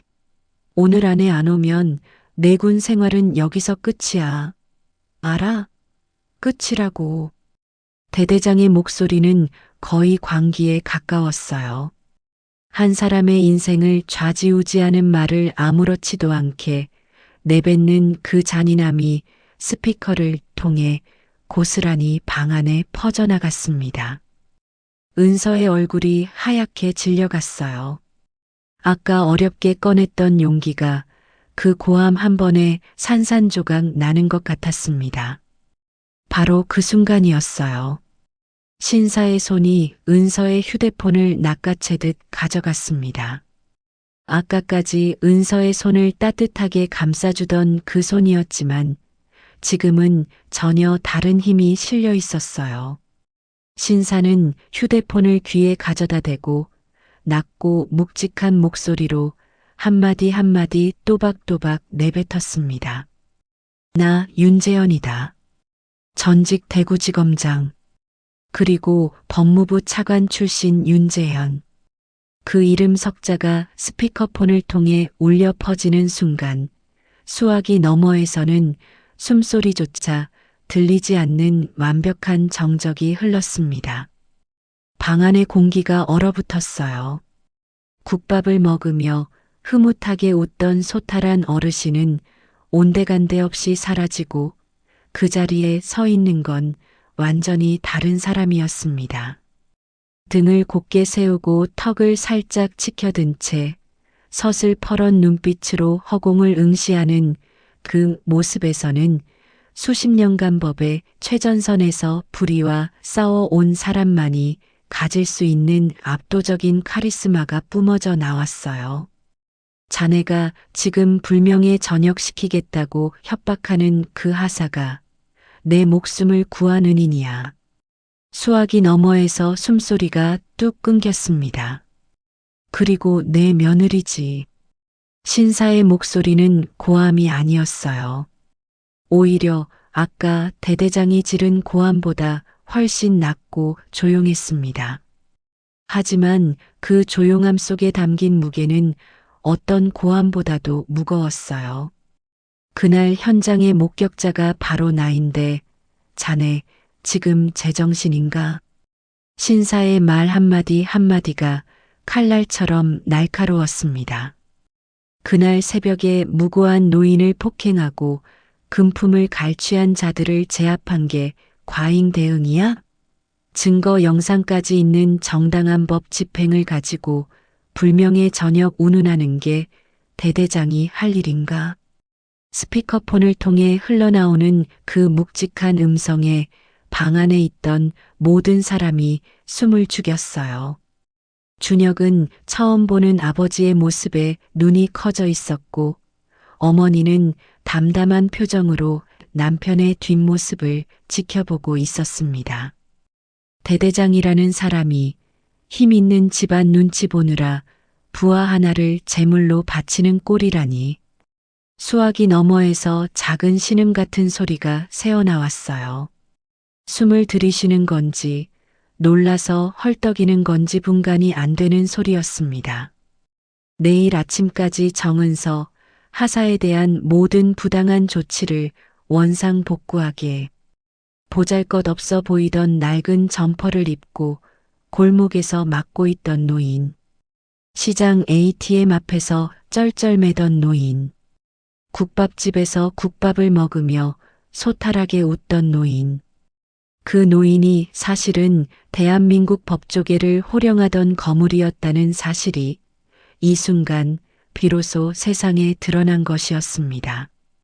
수화기 너머의 침묵이 길어졌어요. 한참 뒤에야 대대장의 목소리가 다시 들렸는데 아까와는 전혀 다른 사람 같았습니다. 권위 어린 고함은 온데간데 없이 사라지고 그 자리를 채운 건 공포에 질려 벌벌 떠는 가느다란 목소리였어요. 윤재현. 차관님이. 그게. 재현은 대대장의 더듬거림에 대꾸하지 않았습니다. 대신 마지막 한마디를 싸늘하게 내려놓았어요. 안 그러면 내가 직접 움직이겠네. 재현은 통화를 끊고 휴대폰을 테이블 위에 조용히 내려놓았습니다. 방 안에 다시 정적이 찾아왔지만 이번 정적은 아까와는 전혀 다른 종류였어요. 아까의 정적이 은서의 고백에 따른 무거운 침묵이었다면 지금의 정적은 폭풍이 지나간 뒤의 고요함이었습니다. 은서는 멍한 표정으로 서 있었어요. 방금 무슨 일이 벌어진 건지 머리로는 이해가 되는데 마음이 따라가지 못했습니다. 며칠 전 자기가 택시비를 쥐어드리며 휴가비 받아서 여유 있거든요라고 거짓말을 했던 바로 그 어르신이 방금 전직 대구지검장의 이름으로 자신을 짓밟으려 했던 모든 부당함을 단 한 통의 전화로 무너뜨린 거였어요. 은서의 무릎에서 힘이 빠지려는 순간 준혁이 얼른 은서의 팔을 잡아 부축했습니다. 그리고 재현이 다시 은서 앞으로 와서 아까처럼 따뜻한 미소를 지으며 은서의 손을 잡았어요. 서슬퍼런 칼날 같던 눈빛은 이미 사라지고 다시 국밥집에서 국밥을 먹으며 웃던 소탈한 어르신의 눈빛이 돌아와 있었습니다. 걱정 마라, 은서야. 이제 다 괜찮을 거다. 은서를 옥죄던 부당한 권력의 사슬이 단 한마디에 무너져 내린 순간이었습니다.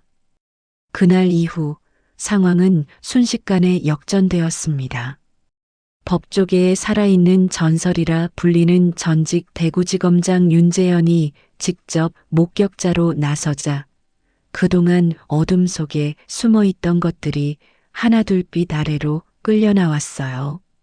황 회장과 결탁해 뇌물을 수수하고 부당한 압력을 행사해 왔던 대대장의 비리가 낱낱이 드러났습니다. 그뿐만이 아니었어요.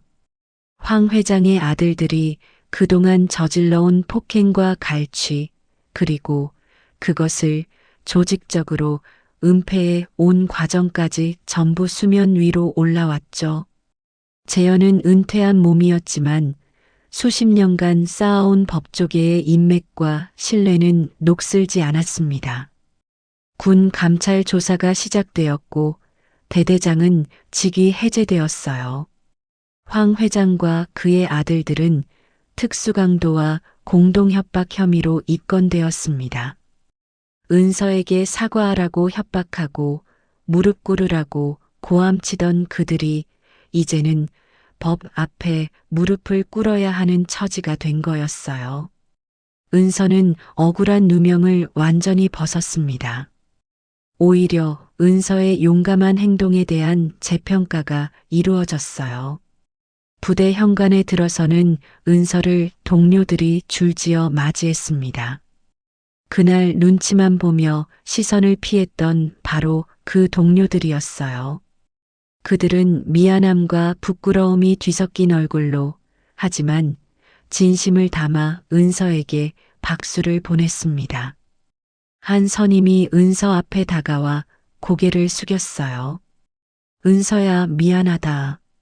그때 옆에서 한마디라도 해줬어야 하는 건데 우리가 비겁했어. 은서는 고개를 저으며 웃었습니다. 아니에요, 선임.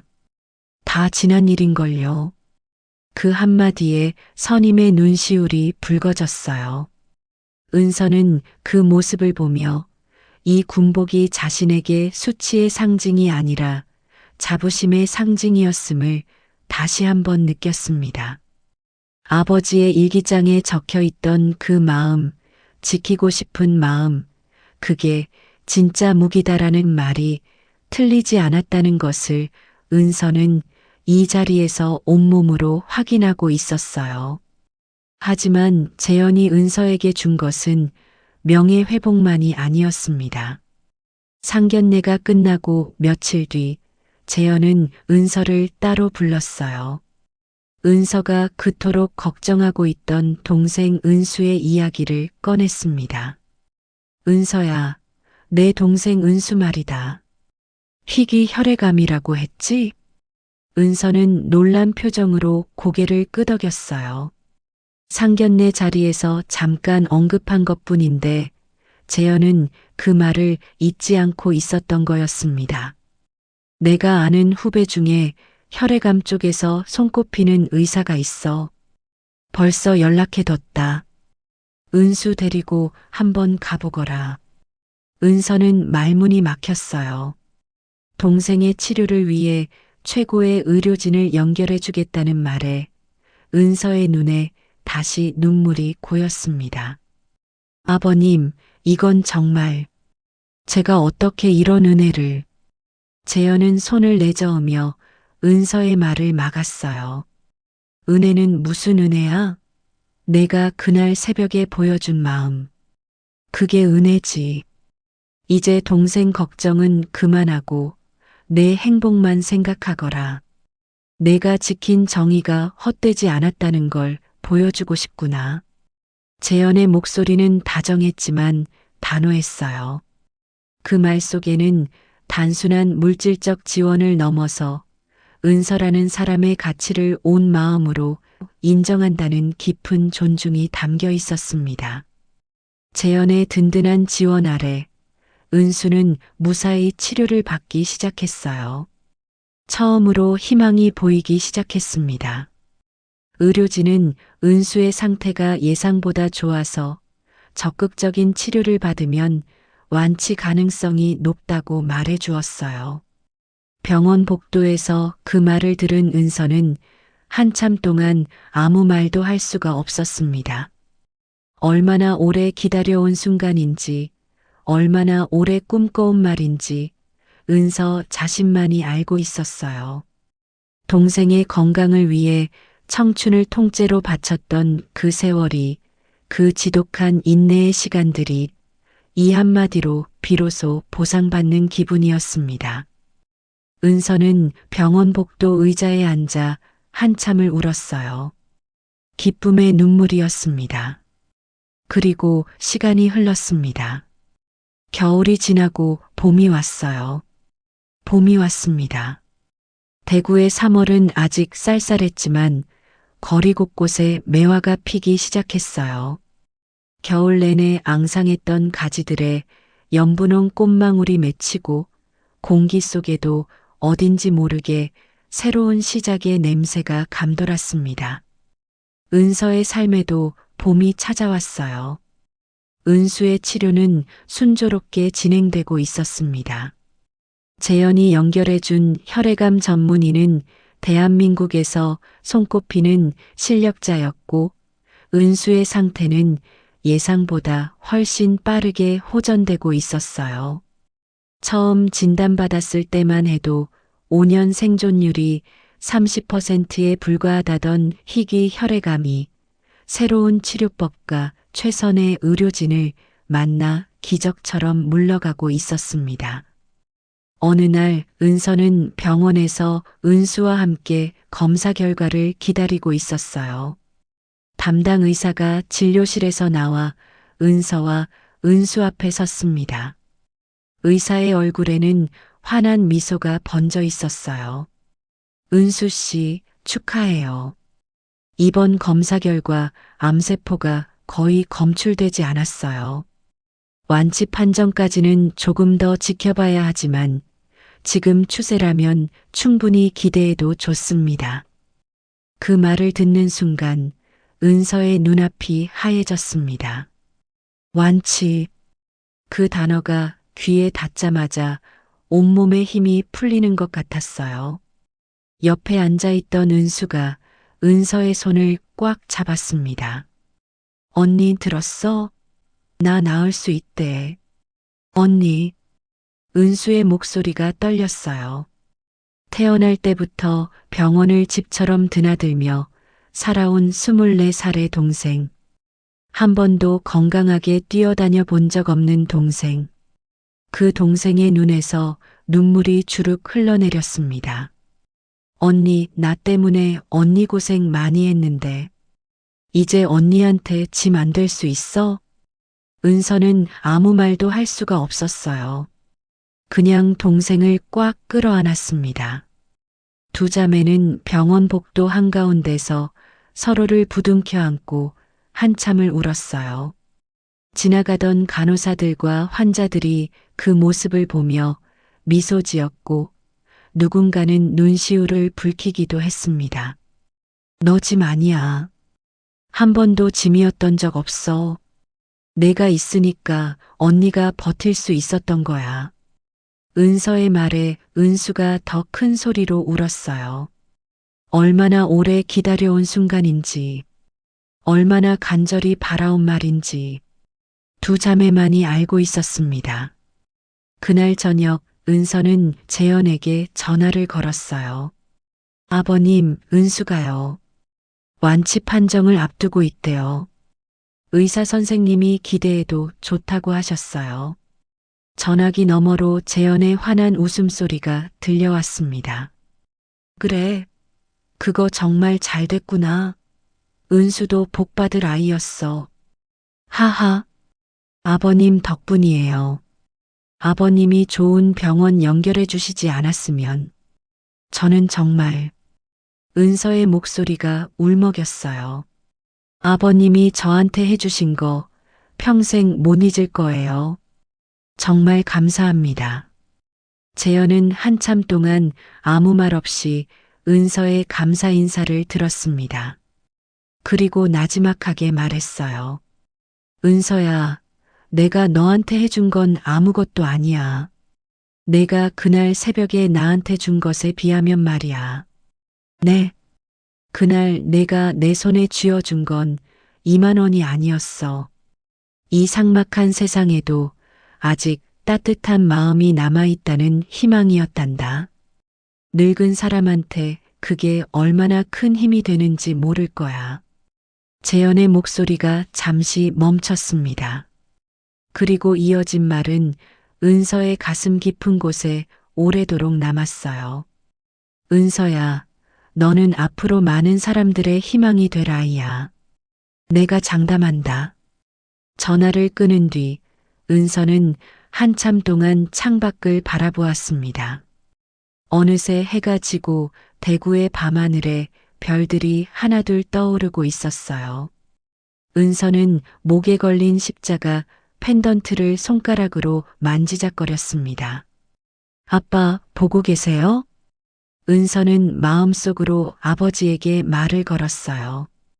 아빠가 남겨주신 마음 덕분에 내가 여기까지 올 수 있었어요. 재현이 손짓을 했습니다. 은서가 자리에 앉자 재현이 진지한 표정으로 입을 열었어요. 은서야, 내가 너한테 할 말이 있어서 불렀다. 네, 아버님. 재현은 잠시 침묵했습니다. 그리고 천천히 말을 이어갔어요. 나는 평생을 법 앞에서 살았다. 검사로, 지검장으로, 차관으로. 그 세월 동안 수많은 사람들을 만났고 수많은 사건들을 다뤘지. 은서는 조용히 재현의 말에 귀를 기울였습니다.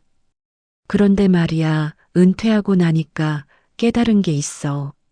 내가 그동안 지켜온 게 뭐였는지를. 재현의 눈빛이 깊어졌어요. 법은 정의를 세우는 도구야. 하지만 진짜 정의는 법보다 먼저 사람의 마음에 있는 거더라. 내가 그날 새벽에 보여준 그 마음, 그게 바로 내가 평생 지키려고 했던 정의였어. 은서의 눈에 눈물이 고였습니다. 너는 아무것도 가진 게 없었어. 돈도 없고 힘도 없고 백도 없었지. 그런데도 옳은 일을 했어. 그게 얼마나 대단한 건지 세상 사람들은 잘 몰라. 하지만 나는 알아. 재현이 은서의 손을 꽉 잡았어요. 은서야, 나는 내가 우리 집에 와준 게 정말 감사하다. 준혁이가 너 같은 사람을 만난 게 우리 가족의 복이야. 은서는 고개를 숙였습니다. 눈물이 뺨을 타고 흘러내렸어요. 아버님, 저야말로 제가 아버님 가족을 만난 게 제 인생 최고의 행운이에요. 재현이 환하게 웃었습니다. 그럼 이제 결혼 준비 본격적으로 해야겠구나. 봄에 결혼하면 좋겠다. 매화 필 때 어떠냐? 은서와 준혁이 동시에 고개를 들었어요. 정말요, 아버지? 준혁이 물었고 재현은 고개를 끄덕였습니다. 그래. 봄에 결혼하자. 새로운 시작이니까. 그 말에 은서와 준혁은 서로를 바라보았어요. 준혁이 은서의 손을 꽉 잡았습니다. 은서의 눈에 고인 눈물 사이로 환한 미소가 피어올랐어요. 그날 밤 재현의 집을 나서며 은서는 밤하늘을 올려다보았습니다. 별들이 반짝이고 있었어요. 아빠, 나 결혼해요. 좋은 사람 만났어요. 은서는 마음속으로 아버지에게 말했습니다. 아빠가 남겨주신 마음 덕분에 내가 이렇게 행복해질 수 있었어요. 고마워요, 아빠. 봄바람이 은서의 머리카락을 살랑 스쳤어요. 마치 아버지가 대답하듯이 그의 4월, 벚꽃이 만개한 어느 화창한 날, 은서는 빳빳한 군복 대신 눈부시게 하얀 웨딩드레스를 입고 거울 앞에 섰습니다. 거울 속의 은서는 몇 달 전 빗물에 젖은 채 길 한복판에 멈춰 서 있던 그 여자와는 완전히 다른 사람이었어요. 생기 있는 눈빛, 부드러운 미소, 그리고 가슴속 가득 차오르는 행복. 은서는 거울 속 자신을 보며 조용히 미소 지었습니다. 목에는 여전히 아버지의 십자가 펜던트가 걸려 있었어요. 웨딩드레스 안쪽에 살짝 숨겨진 그 작은 금속 조각이 은서의 가슴에 닿아 따뜻하게 느껴졌습니다. 아빠, 나 오늘 결혼해요. 은서는 마음속으로 속삭였어요. 화려한 예식장 안이 하객들의 웅성거림으로 가득 찼습니다. 은서가 버질로드 입구에 서자 가장 먼저 눈에 들어온 건 맨 앞줄에 앉아 흐뭇한 미소를 짓고 있는 시아버지 재현의 모습이었어요. 낡은 점퍼 대신 단정한 정장을 차려입고 며느리의 가장 빛나는 날을 지켜보는 그 눈빛에는 아버지의 사랑이 가득했습니다. 그 옆에는 시어머니가 눈물을 글썽이며 앉아 계셨고, 그리고 버질로드 끝에서 준혁이 은서를 바라보고 있었습니다. 빗속에서 정은서, 너 나를 그것밖에 안 되는 사람으로 봤어? 라고 외치며 은서를 놓지 않았던 바로 그 남자. 준혁은 은서가 한 발 한 발 다가올 때마다 점점 눈시울이 붉어졌지만 끝내 환하게 웃었습니다. 은서는 버질로드를 걸으며 지난날의 그 어두운 골목을 떠올렸어요. 한겨울 새벽 칠흑 같은 어둠 속에서 칼바람을 맞으며 마주한 그 순간 위험에 처한 어르신을 보고 못 본 척 지나갈 수도 있었습니다. 야간 버스에서 내려 피곤한 몸을 이끌고 집에 가서 따뜻한 이불 속으로 들어가면 그만이었어요. 그게 보통의 선택이었을 거예요. 하지만 은서는 멈춰섰죠. 더플백을 바닥에 내려놓고 어둠 속으로 걸어 들어갔어요. 그 짧은 용기가, 그날 새벽의 그 한 걸음이 지금 이 자리에 은서를 세운 거였습니다. 그날 은서가 노인의 손바닥 위에 올려놓은 것은 단순한 10,000원짜리 지폐 2장이 아니었어요. 타인의 고통을 그냥 지나치지 못하는 따뜻한 마음, 자기가 가진 것이 없어도 나눌 줄 아는 진심, 그리고 아버지에게 물려받은 지키고 싶은 마음이라는 이름의 작은 불꽃이었습니다. 그 작고 당연했던 마음들이 씨앗이 되어 어느새 벼랑 끝에 서 있던 은서의 삶을 구원하는 가장 따뜻한 손길이 되어 돌아온 거예요. 은서는 준혁의 손을 꼭 잡았습니다. 준혁의 손은 그날 빗속에서와 똑같이 따뜻했어요. 은서는 가슴 깊이 차오르는 행복을 고스란히 느끼며 준혁의 눈을 바라보았습니다. 예식장을 가득 채운 축복의 박수 소리가 울려 퍼졌어요.